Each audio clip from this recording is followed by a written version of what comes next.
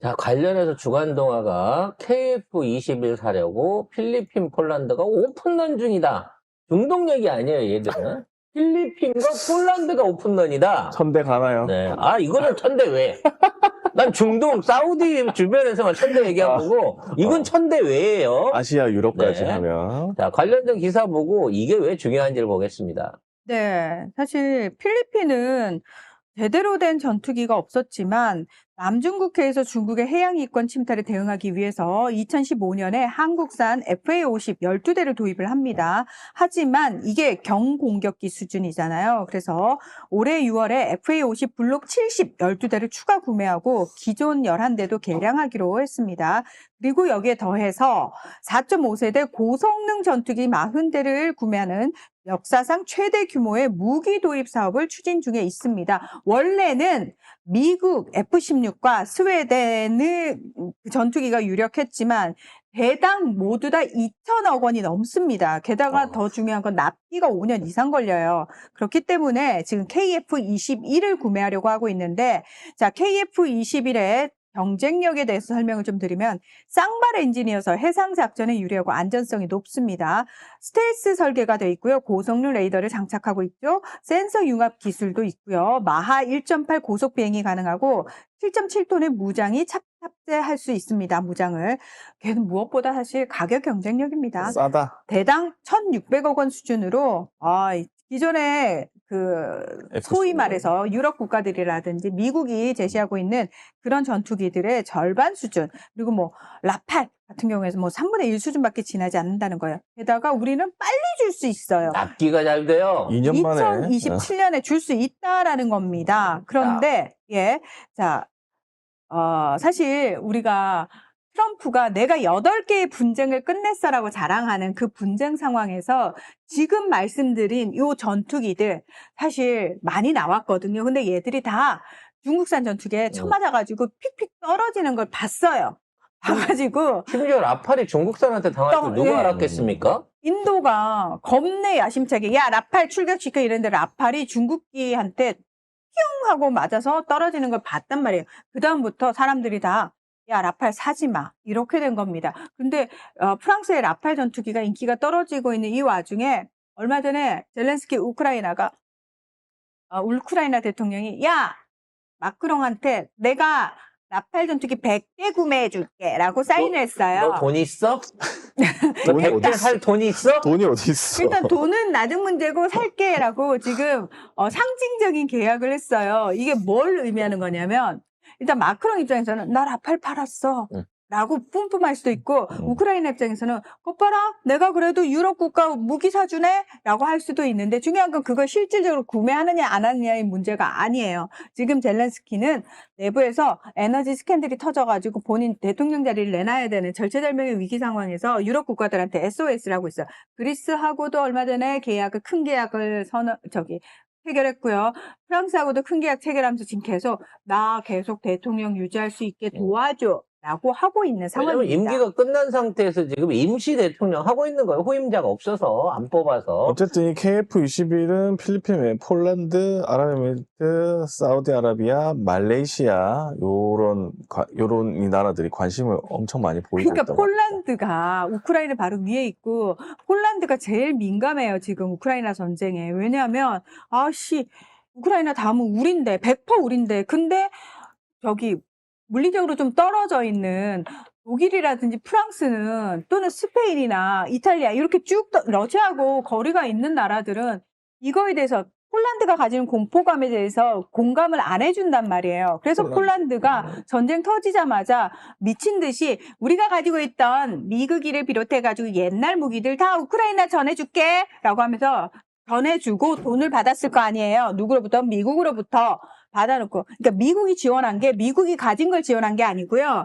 그 인근 동유럽 국가들 니들 가지고 있던 재래식 무기들 있지? 그거 우크라이나에 넘겨. 왜? 우크라이나 조종사들이 운영할 수 있는 게 그런 무기들이니까 싹 넘겨주고 폴란드는 자 이제부터 우리는 첨단 무기로 간다. 한국하고 손잡아. 이렇게 된 거예요. 그러니까 프랑스나 독일 이런 나라들 입장에서는 저 새끼 왜 유럽인데 한국하고 손잡는 거야? 이렇게 근데 나오는 거죠. 지금 러시아가 확장을 하고 있는데 폴란드에서는 전차 200대가 들어와서 이미 붕붕 날아다녀요. 거기에 자주포까지 240여 대가 현재 배치가 돼가지고 이대로 한번 덤빌라면 덤벼보든가 하는 상황이에요. 거기에 KF-50이 납품이 돼가지고 운영이 되고 있는데 지금 운영된 지가 한 6개월 좀 넘었을 건데 현재 작전 기동률이 80%에 달하고 있다고 그래요. 그러니까 이게 무슨 얘기냐면 이게 정상적인 비행기가 자기 임무 시험 비행 안에 80% 가까운 임무 성공을 하고 있는 거야. 출격하고 들어오고 정비하고 다시 나가고 이거를 원래 목표의 80%까지 끌어올리고 있는데 이게 유럽 최고 수준이라는 겁니다. 그러니까 도입한 지 6개월 만에 사실상 폴란드 공군이 유럽에서 제일 효율적이고 강한 현재 무장을 보여주고 있는 거예요. 그래서 아까 그 제목에서 보는 것처럼 오픈런을 하는데 그 오픈런에 두 가지의 중요한 포인트가 있습니다. 첫째는 블록 2라는 거예요. 블록 2. 블록 1은 공중전만 하는 비행기예요. 내년에 우리나라가 24대를 조기 실전 배치를 한다고 합니다. 얘는 공대공 미사일만 갖고 있기 때문에 공중전 전용이에요. 근데 블록 2는 2027년도부터 한다고 돼 있었는데 이거는 이제 지상 공격이 가능한 형태의 업그레이드 버전입니다. 공대지? 예, 그러니까 공대공도 되지만 공대지 공격 능력을 갖춘 게 블록 2예요. 근데 아직 우리나라도 실전 배치를 안 했어. 2027년도부터 배치한다고 예정이야.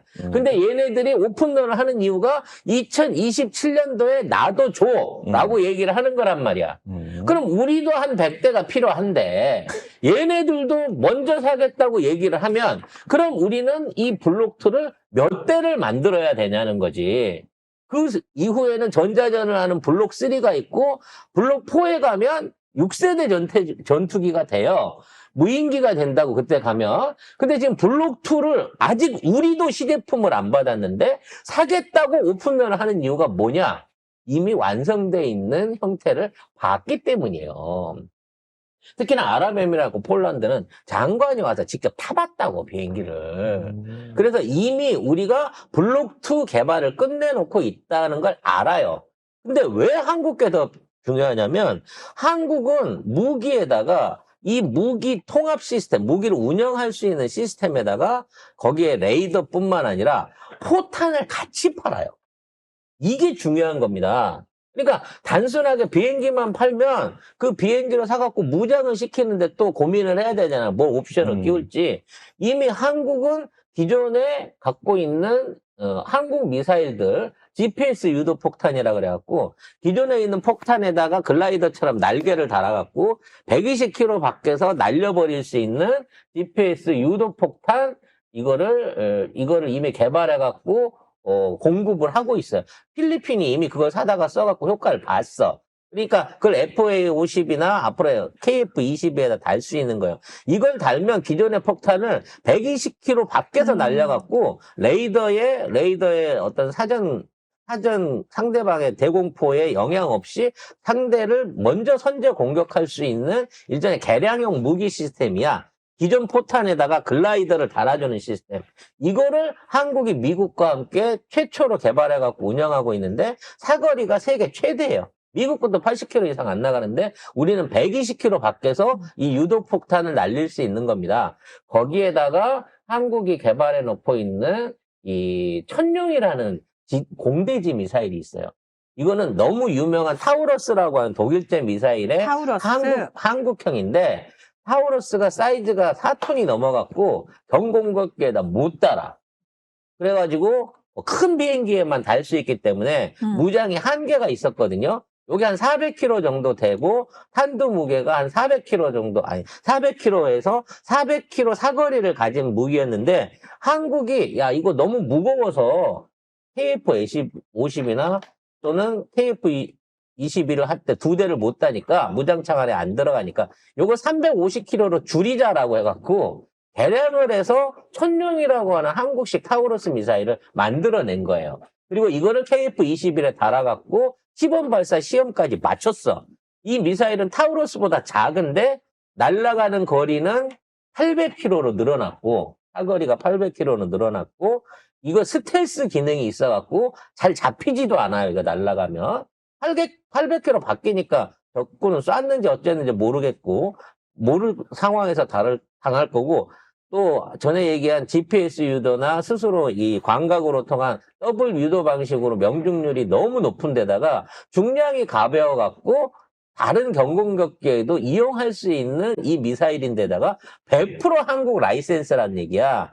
현존하는 공대지 미사일 중에 이마만한 위력과 사이즈와 사거리를 갖춘 데다가 벙커버스터 기능까지 갖고 있는 미사일은 없다는 거지. 이게 옵션으로 달려 있으니까 이걸 달라고 지금 다 손을 벌리고 있는 거야.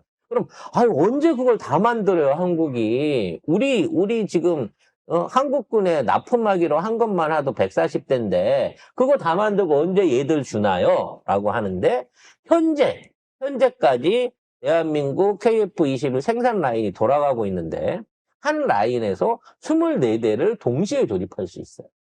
그리고 우리나라는 이거를 몇 라인까지 늘릴 거냐? 최소 10라인 이상으로 늘린다고 이거 볼 수 있는 거야. 그러면 공장 하나에서 24대씩이 조립돼 나오는데 이게 보통 3개월에 하나씩 나오게 된다. 그러면 3개월마다 240대씩이 생산되는 거예요.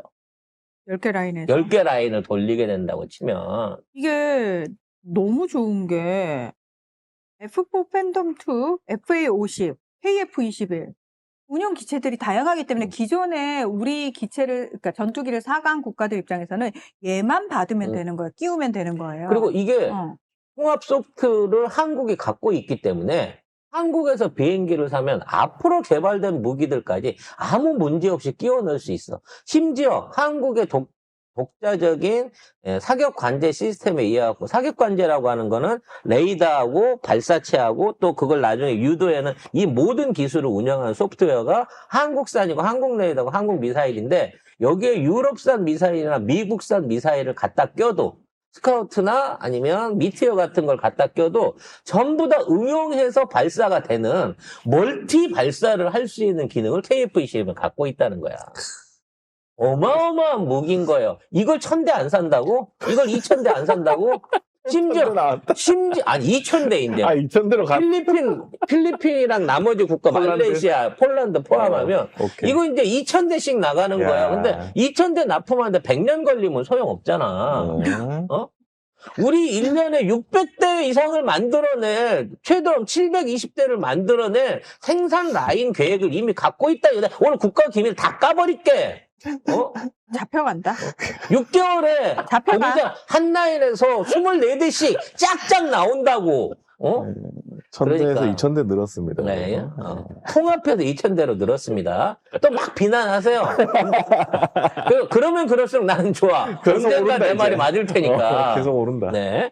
그래서 요런 국방력을 가진 대한민국이기 때문에 자, 이런 얘기하면 좀 합니다만, 우리가 옛날에 가발 만들어 팔고, 심지어 우리 머리 잘라갖고 가발 만들어 팔고,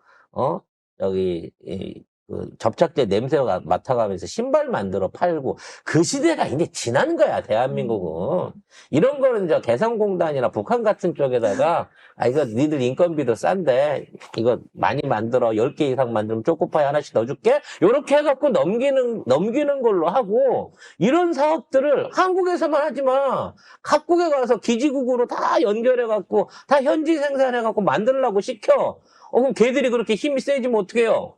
우리는 그보다 더 첨단화된 미사일들과 그 새로운 기체에 대한 기술들을 계속 개발하고 신제품을 확보하고 있잖아요. 아이고, 다음 주 되면 3000대로 가겠대요. 또 어디 딴 데 산다고 나오면. 거기까지. 네. 아무튼 이마만큼 우리나라의 방산을 비롯한 대한민국 기술국가의 어떤 위상이 높습니다. 이 모든 게 국가가 바로 서서 그래요. 나라의 자존심이 바로 서기 때문에 이런 얘기를 할 수 있고 이런 사업을 할 수 있고 미국이나 주변 강대국들이 하지마 어째 그러고 기술 내나 사거리 제한이 어떻고 우리 기술 안 주면 니네 못 만들고 이거 하나도 없어. 이제 우리한테 저희들이 기술을 받아가야 돼요. 윤석열이면 못했지. 윤석열은 절대 못하죠. 다 팔아 넘겼을 겁니다. 이런 짓을 절대 못합니다. 안타까운 소식이지만 윤석열 정권 하에서 우리나라 그 포병 기술이 만들어낸 사거리 연장탄 기술 일부가 해외로 판매돼서 유출된 정황도 나왔어요. 이거 국감해야 됩니다. 이거 역시도. 아무튼 이만큼 큰 비전을 가지고 그리고 그 비전을 실현시키기 위한 단계별을 이재명 대통령과 대한민국 정부는 가고 있다는 점을 여러분들한테 강조해 드렸습니다.